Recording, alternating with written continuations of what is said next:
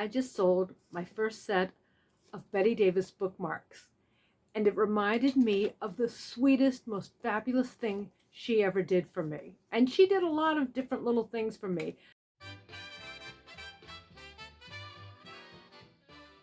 But this one ended up with her making an effort to put my art and something I sent her that had humor in her dining room. She made the effort to put two place settings at her dining room table, one for me, one for her, and it was all based on the fact that I had sent her.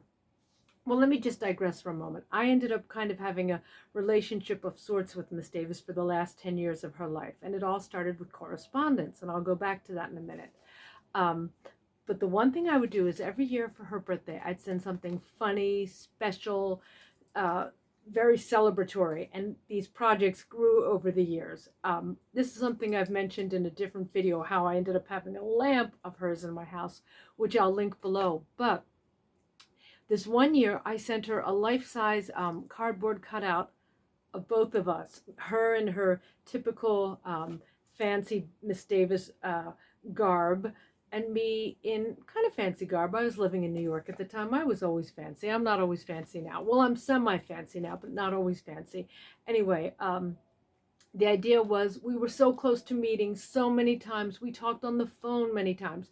I have a book of correspondence from Miss Davis. I have voicemail messages from Miss Davis. But this in particular, when she took a picture of, when she hung the illustration of myself and the illustration, or I should say life-size paper doll, I guess that's what you'd call it, of her on her dining room wall, and put two elaborate place settings to represent her and I, that was just the coolest. I mean, it showed me that she got it. She made an effort. She set the table. She had someone take the picture.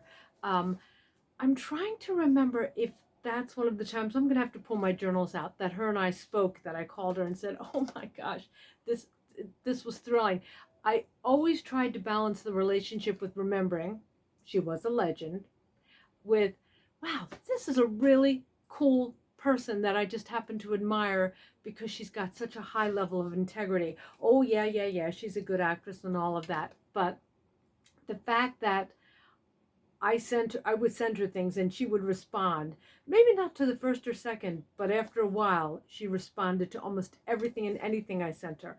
And I even had a letter printed on 60 Minutes the week after her daughter's horrible, scathing book on her aired.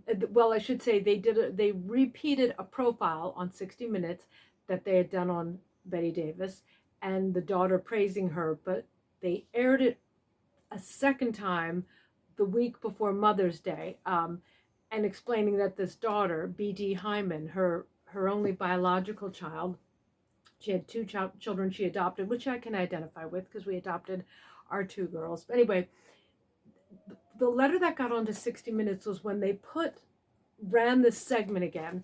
I sent a letter knowing they would receive it in time to possibly air the letter on Mother's Day, which was the following Sunday. And I said something to the effect in my letter, I was kind of ballsy. I think I was in my very early 20s, maybe 21, maybe. But I said maybe she should take the profits of that book and consider buying a Mother's Day gift for Miss Davis. Bam!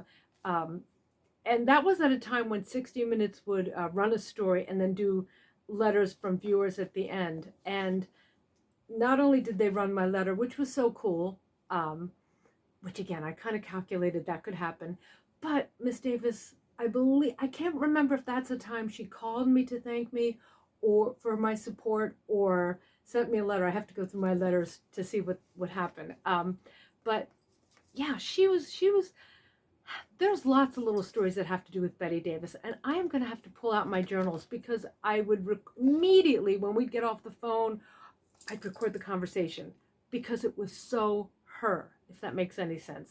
And when I moved out to LA to become a publicist, her assistant, Catherine Cermak, lovely, lovely person, her and I became friends and would hang and have wine.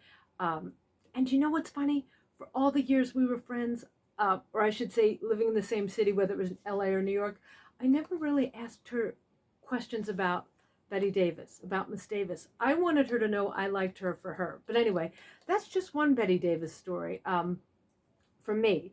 And sometimes I have to step back and go, that's Bette Davis. And other times I think, hey, that's this really nice woman who got my sense of humor and I got her sense of humor and who was lovely to meet in person, which I'll tell about that in another story. But I just thought my new bookmark reminded me of, her hanging our figurines, again, they're movable parts, little rivets, on her dining room wall. How cool is that? She didn't have to do that. So thanks for watching and hearing this little snippet of a story. It's a hot, hot, humid day on the East Coast.